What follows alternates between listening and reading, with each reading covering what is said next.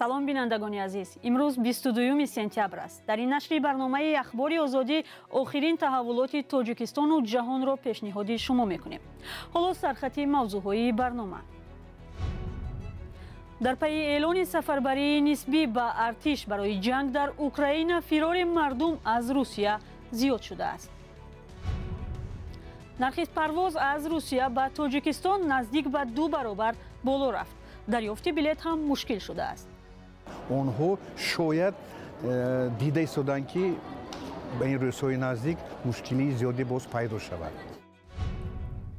ва ёде аз Бишарифа Воҳидова, яке аз қурбониёни хурдсоли муноқишаи марзӣ, ки ҳангоми ҳамла ба ҷамоати Хистеварс кушта шуд. барномаро бо вокунишҳои мардуми Русия ба сафарбарии нисбӣ ба сафи артиш шурӯъ мекунем. пас аз фармони Путин дар даҳҳо шаҳри Русия эътироз сар зад, ки он аз тарафи пулис бераҳмона пароканда шуд. дар эътирозҳои зидди сафарбарии низомӣ махсусан дар шаҳрҳои Москва ва Санкт-Петербург садҳо нафарро боздошт карданд. миёни иштирокдорон бештар занҳо буданд. тафсилот дар гузориши Мирзонабии Холиқзод. بعد اعلان سفربری جزئی به ارتش روسیه که هدف از آن شرکت در تجاوز به خاک اوکراین می باشد، شمار بزرگ شهروندان روسیه در فکر ترک کشور شده تلاش نمودند بلیت یک طرفه به خارج دریافت کنند. در پیام تلویزیونی وزیر مدافع روسیه سرگئی شویگو گفت که 300,000 افسر و سرباز احتیاطی با تجربه جنگی و خدمت در ارتش سفربر خواهد شد. در پی نشر این خبر نرخ بلیت پرواز از روسیه به خارج این کشور به طور بی سابقه بلند شد، زیرا مردم خوف داشته است که به زودی مرزها پر بسته شده سفربری جزئی به سفربری عمومی تبدیل خواهد شد. عموما مردم زیادی در دوام 7 ماه تجاوز به خاک اوکراین این کشور را ترک کرده است. فعلا تنها شرکت هوایی ایر سربیا و شرکت هوایی ترکش ایرلاینز به روسیه پروازهای مستقیم اجرا می‌کنند. دیروز تمام بلیط‌های پرواز برای روزهای آینده به بلگراد فروخته شدند. نرخ بلیط پرواز از مسکو به استانبول و دبی تا 9200 یورو بالا رفته است. به نوشته کاربران در شبکه‌های اجتماعی وضعیت در راه آهن هم همین گونه است. حتی بعضی‌ها نوشتند که به مسافران اجازه ندادند که به گرجستان عبور کنند. мирзонабии Холиқзод дарбораи фирор аз Русия гузориш медод. яке аз кишварҳои дигаре ки шаҳрвандони Русияро бидуни раводид қабул мекунад Тоҷикистон аст. хабарнигорони радиои озодӣ дар душанбе Барот Юсуфӣ ва Искандари Фирӯз мегӯянд харидории билет ба самти Тоҷикистон зиёд ва нархи чипта ҳам наздик ба 2 баробар боло рафтааст. дарёфти билет ҳам мушкил шудааст. гузориши ҳамкорони мо дар ин бора. масъулони дӯконҳои чиптафурӯшӣ мегӯянд ки дар пайи басиҷсозии низомӣ дар Русия ва хатари эъзоми шаҳрвандони то 45-солаи ин кишвар ба сафи артиш барои ҷанг дар Украина водор сохтааст ки бархе аз сокинон ба кишварҳои шарики Москва ба мисли Тоҷикистон фирор кунанд. ба иттилои масъулони намояндагии ширкатҳои ҳавоӣ ки нахостанд пушти дурбини радиои озодӣ суҳбат кунанд, аз шоми дирӯз баъд аз қонунӣ шудани қарори басиҷсозии сокинони Русия ба сафи артиш, нархи чиптаи ҳавопаймо барои парвоз боло рафтааст. агар то шоми дирӯз нархи билети парвоз аз шаҳрҳои Русия то ба Душанбе аз 1500 сомонӣ сар мешуда бошад, ҳоло нархи он то 2 баробар афзоиш ёфтааст. аммо ба гуфтаи онҳо маъмулан то 1 октябр билети парвоз ба фурӯш гузошта нашудааст. танҳо ширкати ҳавои Сомонейр барои 28 сентябр билети парвозро аз Москва ба Душанбе бо нархи 2600 сомонӣ ба фурӯш гузоштааст халос.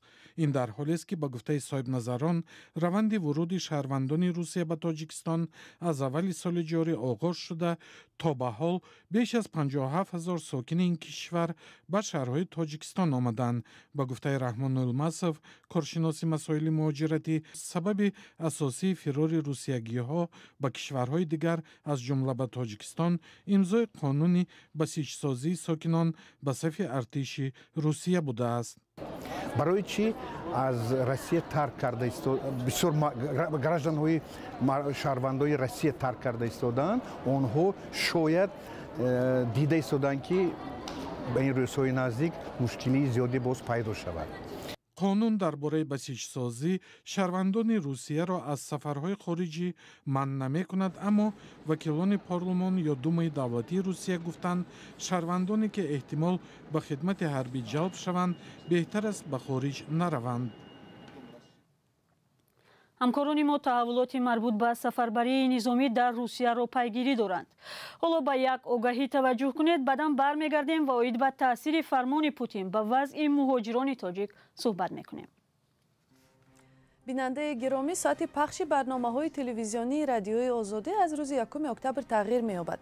аз он рӯз ба баъд пахши мустақими барномаи ахбори озодӣ соати 19 ва ё 7 шом ба вақти душанбе ва соати 17 ба вақти Москав оғоз меёбад. лутфан ёддошт кунед ва ба дӯстонатон ҳам бирасонеду бо радиои озодӣ бимонед. эълони сафарбарии нирӯҳои эҳтиётӣ ба артиши русия миёни муҳоҷирон ҳам сару садои зиёд ба бор овард.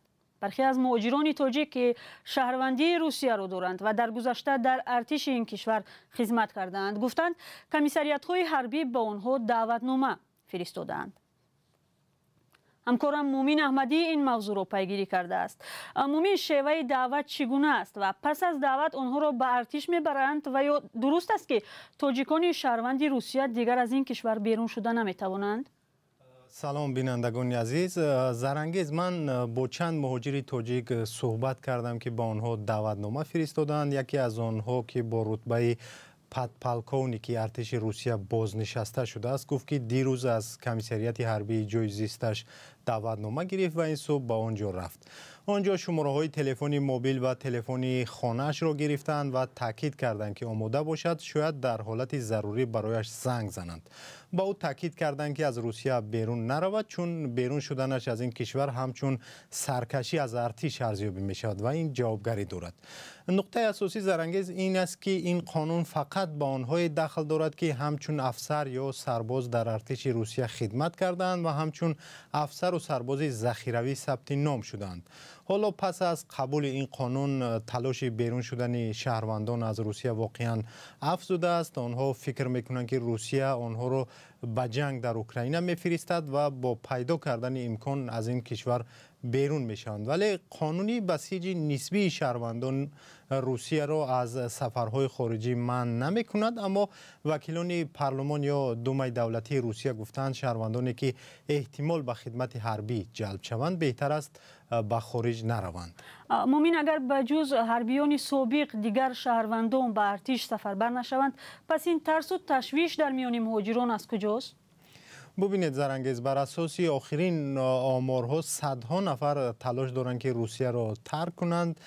нархи чиптаҳои берун шудан, чуноне мо дидем, аз Русия низ боло рафтааст. коршиносон бар инанд ки Русия дар Украина талафоти зиёд додааст. ҳатто расман худи Русия эътироф кардааст ки беш аз 5000 афсару сарбозаш дар Украина кушта шудааст. таҳқиқҳои ҷудогона талафоти Русияро 3-4 баробар зиёдтар нишон медиҳанд. аз ин пеш Русия эълон кард ки хориҷиён метавонанд дар ивази 1 соли хидмат дар Русия артиши Русия шаҳрвандии ин кишварро гиранд. ба дунболи қарори сафарбарии ҷузъии нерӯҳои эҳтиётӣ содир шуд. аз ин пеш созмони Вагнер дар маҳбас маҳбусонро барои ширкат дар ҷанги Украина ташвиқ мекард ва марги чанд маҳбус ҳам дар Украина тасдиқ шуд. тарси муҳоҷирон ҳам зарангез ин аст ки эҳтимол дорад як рӯз ҳатто бидуни хоҳиш онҳоро ба ҷанг баранд, чунин фикр доранд.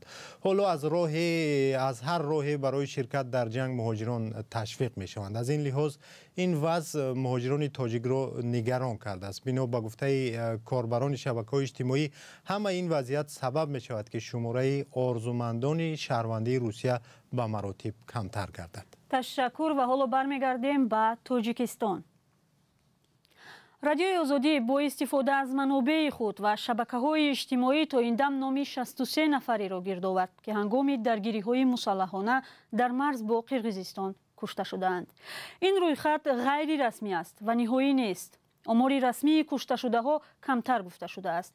хабарнигори минтақавии мо Фарзон Муҳаммадӣ дар ҷамоати Хистеварз аст ва дар бораи талафот дар ин мавзеи марзӣ ба вижа марги бишарифаи 8 сола гузориш медиҳад. модари бишарифаи ғурамарг як ҳафта боз гирияи ҷонсӯз мекунад.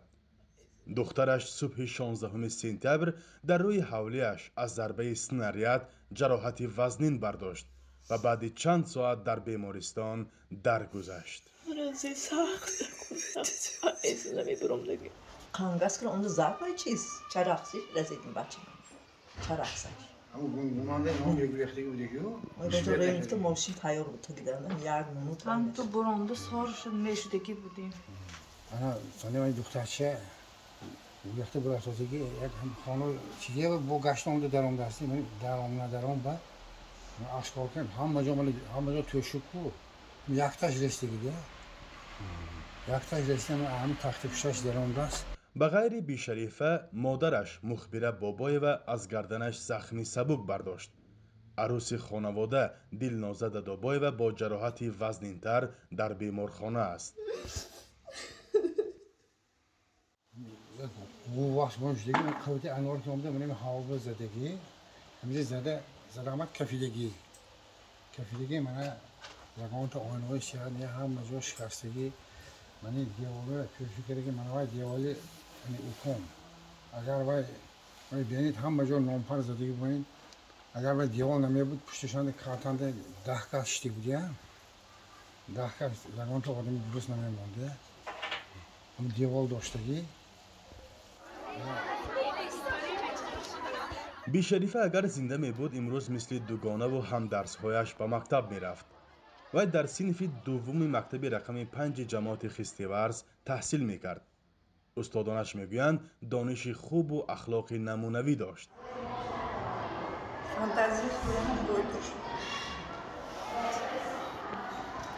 همین کوزه و گویی که در نزد رسمی امور داشته با دستور خودی بیشریفه 3-4 روز بیشتر ساخته شده برای معلمش قطع کرده است. بسیارشان رو بارده و گرچنده که حاضر گلهای طبیعی خیلی هم زیاد هستند ما تصمیم گرفتیم که گلهای مختلف ساخته شد در نزد رسمی شد. این تلفات برای ما خیلی هم گران است و خیلی هم وزنی است.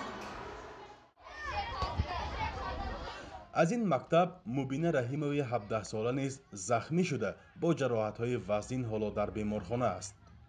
روز حادثه به حوله عائله رحیموف یک سناریاد افتیده است. در نتیجه غیر از مبینه برادرش جعفر رحیموف 22 ساله، مادرش گلچهره رحیموف و بیبیش فیضی نثار رحیموف 78 ساله با زخم‌های شدید در بیمارستان بستری اند. ولی از این حادثه خاله مبینه سورینیسا حاجیبای 60 ساله جان به سلامت نبرد. وقتی که کوچه همسایه ترکش میشه از جای خیسته خواهرم خواهری کلامی میشه من خبر گیرم که دیگه میبیاد که من همینجور میبیاد که من همینجور من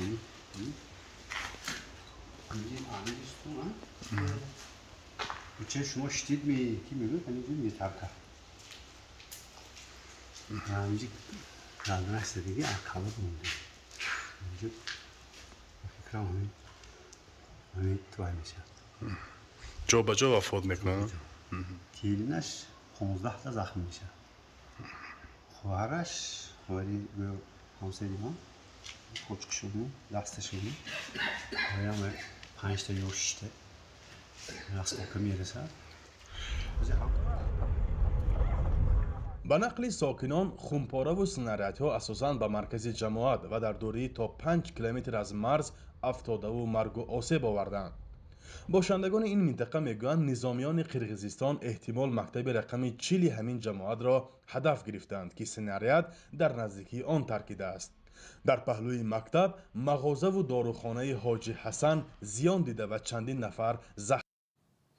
بینندگان محترم، گزارش‌های رادیوی آزادی درباره نزاع در مرز با قرقیزستان و قربانی‌های برخوردهای اخیر مرزی هفته گذشته را در سامانه رادیوی آزادی تماشا کنید. خبر و گزارش‌های بیشتر از این را شما می‌توانید هر لحظه در سامانه آزادی و صفحه‌های رادیوی آزادی در اینستاگرام، فیسبوک، تلگرام و توییتر پیدا کنید. خدا نگهدار.